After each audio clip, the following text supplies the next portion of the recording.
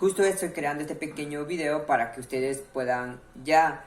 ver con su tiempo el horario, ya que estamos a punto e inicios de poder empezar con esta nueva clase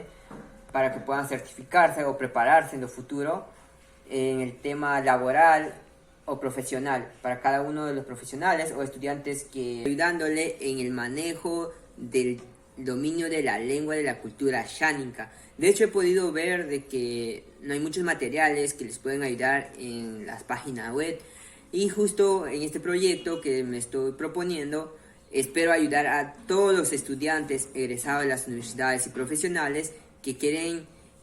el deseo de poder aprender esta lengua. Mi persona estamos ayudando al equipo de trabajo para que ustedes puedan ya de una vez manejar las conversaciones, poder saber la realidad de la cultura y las vivencias que tienen nuestros hermanos ashánicas.